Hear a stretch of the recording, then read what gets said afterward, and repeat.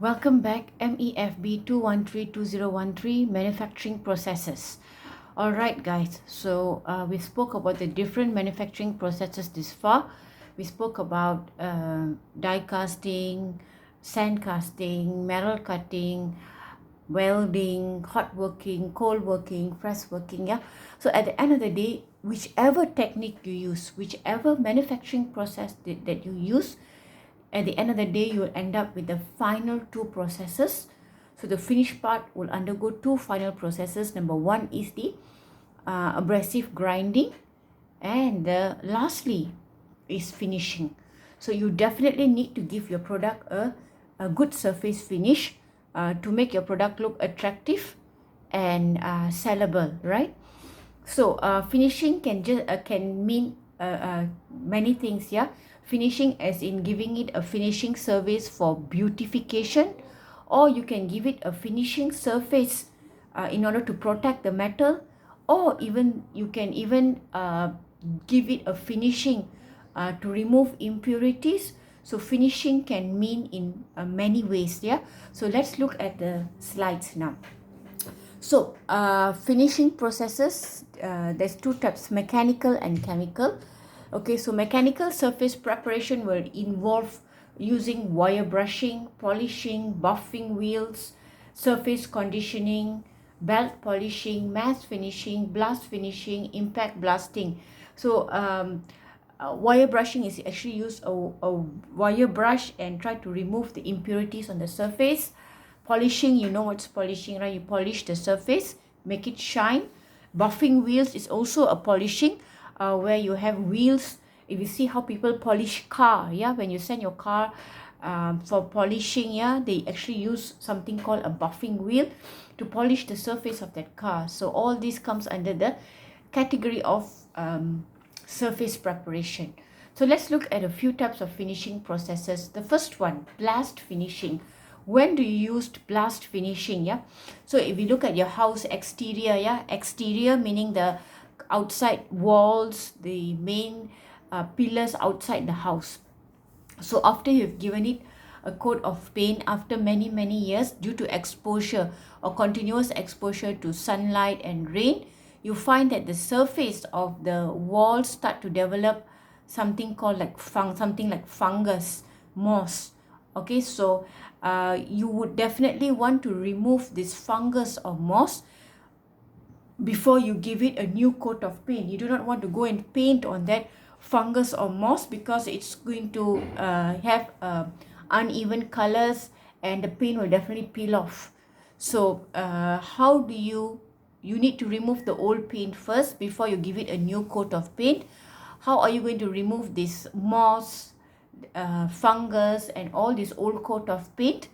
Yes, you need to use blast finishing. So if you were to go and do it physically, you're going to sit and scrape the wall bit by bit, you'll never finish. It will never finish. It will take you forever and ever and ever. So the best or the fastest method is to use blast finishing. Blast finishing is abrasives or sand which are propelled by a high velocity jet of air or water. So when you shoot the sand on the surface, so it comes in a very high velocity, and the velocity is high enough that if you put your hand across it, it can cut your hand. Yeah, it's very powerful. Only then you can remove all these impurities that is present on the surface of the wall, be it the old paint or fungus or moss. You have to remove that before you give it a new coat of paint. So again, what's the purpose? To remove surface contamination, to take off old paints. You want to roughen the surface before painting. You want to remove surface irregularities, surface modification. If there's any sharp edges, you want to remove the sharp edges, distortion, decreasing corrosion, and increasing fatigue life. Okay, however, what's the negativity? The blast machine should be isolated for operator safety. Okay, so as I told you, the person who's handling it has to be very careful, because when you propel it at very high when you're propelling it at very high pressure, it has the capability of even cutting your hand. Yeah, the next one, the blast finishing depends on three factors. The pressure.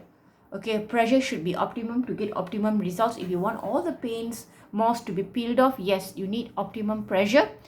The blast angle has to be right. Okay, you need to have to put it at, or you need to hold your hose that is propelling the abrasive particles at a particular angle to get the best finishing. And the distance from the nozzle to the surface. Okay, the further it is from the surface, the higher the power it's going to be. So that is the blast finishing process. What is impact blasting with glass beads? This finish process uses glass beads instead of sand or abrasives. Yeah, so it's the same exact process, just that now instead of using sand as abrasive particle, you're going to use glass beads. So now you're going to propel glass beads on the surface of your wall rather than using sand. It functions the same way. Glass beads, this is not the normal glass. Yeah, it's a normal glass. The moment it hits the surface, it's going to crush and it's going to break. Yeah, this is high. What do you call it? This is high impact glass. So there is no way it's going to break. So in this case, these are high end or high quality glass beads. Yeah, it's not the normal glass that you use in the home. So the good thing about this, or the advantages, is glass beads are chemically inert. So there will not be any chemical reactions between the wall and the glass beads when you propel it onto the surface. Low consumption, meaning that less energy is required. It's a safe process and it's environmentally friendly. Okay, again, same purpose, to remove burrs and contamination from the surface. To perform peening on the surface. Peening is to remove any sharp edges. Okay, so you want to actually fracture all the sharp edges. So that is a peening process. And this increases fatigue life, corrosion resistance, and surface strength. The next thing is plating. Okay, we spoke about plating in the last chapter as well. If you remember, electrochemical machining is the reverse of electroplating. So plating, what is plating? Plating is the process of application of coating for the base material to impart it properties not inherent in the base. So purpose is to provide properties for the surfaces like corrosion resistance, wear resistance, conductivity, color, and reflectability. So if you look at it, if you look at this, yeah, this is plating. Yeah, so plating, typically you have your battery connected to your anode and your cathode. Okay, so plating, as I mentioned to you earlier, you can use it for several reasons. Yeah, in this case, you want to plate your key with copper. So your anode is going to be copper, your cathode is going to be your key, and you're going to immerse it in your electrolyte. Electrolyte is a current carrier. A very common electrolyte is salt. Okay, so once the connection is complete, okay, so anode is connected to your copper, cathode is to your key, and you start up the process. So what happens is copper is going to get eroded. It flow through the electrolyte and it will deposit onto your key. And why do we use this technique and not just go and paint the key with copper? If you paint the key with copper manually, there will be unevenness in the thickness of the paint. The paint may not stick well, so on and so forth. But when you do an electroplating procedure, due to the current density, so basically this is a conductive current carrier. Yeah. So once you connect it, there is current flowing within the liquid. So the current carrier is the one that carries the copper and plates it onto the key. So this current carrier will ensure that the copper is deposited evenly onto the key. That's why you must make sure that the copper and the key both are fully immersed in your electrolyte. Okay, only then it will function the way you want it to be. Yeah. So it can be anything. If you want to coat, or you want to, this is how you have plating. If you have, some of you, the girls, yeah, if you have bought jewelries, a gold plated ring, gold plated bangles, this is how they do it. So in the case of a gold plated bangle, your anode will be gold, your cathode will be your bangle. So what they do is, the moment you have connected the electrolyte will start its job. The gold will hakis, the gold will be eroded. It will flow through the electrolyte. Electrolyte is a current carrier. It will flow through the electrolyte and it will deposit onto your bangle, okay, or your chain. So you will get even thicknesses of deposition onto the bangle or chain because of the current density. Yeah, the current density will ensure that there is even coating on the bangle or on the chain. So let's look at the different methods of plating. Yeah, the one that you saw was electroplating. Yeah, so there are other methods of plating. You can use brush plating. What is brush plating? Yeah, brush plating is not very effective, but it's being done. Brush plating is you are going to manually coat your object with nickel and copper. Why nickel and copper? So what happens is, if you look at copper, copper has got number one, it is a conductive material, okay, and number two, it has got good adhesive properties, daya lekat. Yeah, so some metals can be very attractive, but it does not have good adhesive or daya melekat. Yeah, so the moment you coat an object with that particular metal, it will look extremely attractive, but in a couple of days or weeks it may start peeling off. So that's the case with nickel. Nickel has got very bright attractive properties, very suitable for decorative items. Yeah, but unfortunately nickel does not have good adhesive properties. So for you to actually coat a material or coat an object with nickel, first of all you need to paint, use brush plating and paint the surface of your object with copper. Like I mentioned to you earlier, copper has got good adhesive properties. So the moment you paint the surface with copper, there is good adhesive properties already on the surface of the metal. On top of the copper, only then you are going to coat it with nickel. So whenever you need to do nickel plating, you cannot do it directly. You need to have a coat of copper. On top of the copper, you're going to plate it with nickel.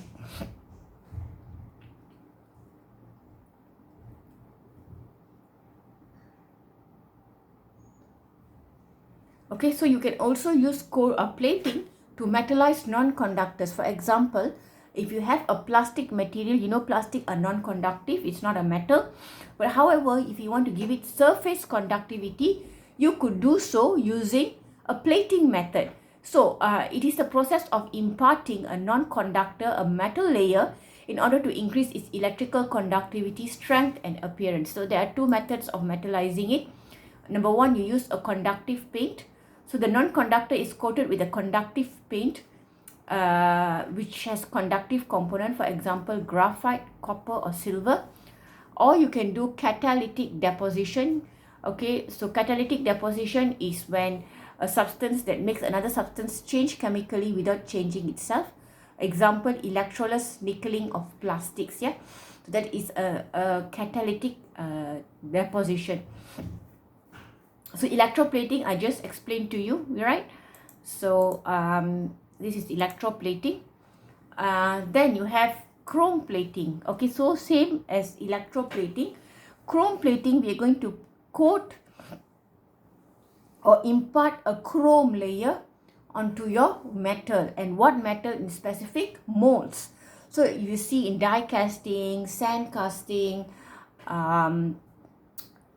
in hot working, cold working, whenever we use a metal mold, yeah, when you keep using the mold over and over again, you will find that due to the handling, okay, wear and tear, you find that the inner portion of the mold where the product sits will eventually start having scratches. And if there is too many scratches, your product will end up solidifying with scratches on its surface, which you do not want, right? So how do you prevent that from happening? You are going to chrome plate your mold, especially the inner surface of the mold has to be chrome plated. Chrome has got good adhesive properties. So the moment you make your mold or the moment you purchase your mold, you are going to make sure that it is chrome plated in the inner surface. So therefore, once it is chrome plated, there won't be any scratches because the chrome has got good adhesive properties and it is scratch proof. Yeah, so and if for you to actually maintain this mold, every probably 6 months you need to chrome plate it again to make sure that your mold is in good condition. Then you have something called tin coating or electro tinning. So if you see your sardine cans, your fruit cans, yeah, those lychee cans and all that, it is actually made of a very cheap material, steel. So the problem with steel is it can corrode easily. Yeah, it can corrode easily. But why do we still use steel? Because of its cheap price. For you to use a non corrosive, or for you to use a non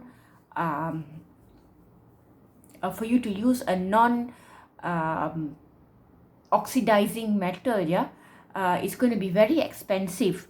So if your sardine itself costs you 3 ringgit and your can costs you 17 ringgit, is it going to be worth buying a can of sardine for 20 ringgit? What's going to happen to that can at the end of the day? You're going to take and dispose the can. So yeah, to save costs, you're going to use steel as your base material when you're making the can. And instead of to protect that steel, you are going to coat it, or you're going to plate it with tin. Tin does not oxidize easily. Therefore, you are going to plate the material with tin. Tin is a metal, yeah. Tin is a metal, not tin as in tin. Tin is a metal. So when you plate the steel with tin, now your metal is safe. And you are going to vacuum it, and then you fill up the can with your lychee and liquid and whatnot, and then you seal it. So you need to vacuum first to remove air, and then you seal it. However, just like any other materials, the moment tin is exposed to the atmosphere, or the moment there is a scratch on the surface of the tin, the moment there's a scratch on the surface of the can, meaning that the layer of tin has been removed, right? So once the layer of that tin has been removed, now you're giving it room for oxidation. The metal can get easily oxidized. That's why when you go and purchase food cans from the store, yeah, supermarket, if you see there's a dent on your can, be it a lychee can or a condensed milk or whatever, if the moment you see a dent on your can, please do not purchase it. Why? The moment there is a dent, meaning that there is some kind of impact on the surface of the can, and if ever even a very tiny portion of that can or that tin has been peeled off of that can, meaning that the can has been exposed to the atmosphere, and there is a possibility of formation of rust or oxides which may travel into the can and contaminate your food. Yeah, so you must be very careful. Do not purchase any cans that has a dent on it. Yeah. Copper and nickel plating, I explained to you previously, is the same thing. Galvanizing, it is a zinc coating of low carbon steel to protect them from atmospheric deterioration. Okay, so again, you're going to use this for when you want to save costs. Okay, so if you look at your highway guardrails, yeah, your highway guardrails, that the divider that divides the highway, right? If you're going to use expensive materials to build that, people are just like, ramming into it, meeting with accidents, and then the highway authorities like Silk Highway have to keep replacing it from time to time. So you want to make sure your cost is minimal with this kind of fragile items, which can easily get damaged due to accidents and all that. Therefore, they choose to use low carbon steel as the material, and in order to prevent formation of rust, they normally plate that low carbon steel material with zinc. Okay, so therefore the material is protected from oxidation at a very low cost. Okay, Parkerizing is to give an undercoat to your paint. So especially when you paint your outdoors, you paint your gate, whatever, you want to make sure that the metal is protected. So you don't straight away go and paint the colors that you want. First of all, you need to give it an undercoat. That is called a parkerizing process. You need to create an undercoat or give it a base or primer, which is anti-rust. Yeah, anti-rust coating first, and on top of that anti-rust coating, that's when you're going to paint the actual paint. The process of imparting the anti-rust coating to the surface of the gate is done using a parkerizing process.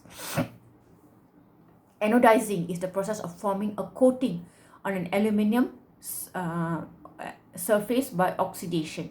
The process is the reverse of electroplating. Sulfuric or chromic acid is used as an electrolyte. Calorizing, the process of protecting steel from oxidation at high temperatures. And hard surfacing is the process of increasing the surface resistance to wear and abrasion. So that's it from finishing processes. Thank you very much, class, and see you all tomorrow. Thank you.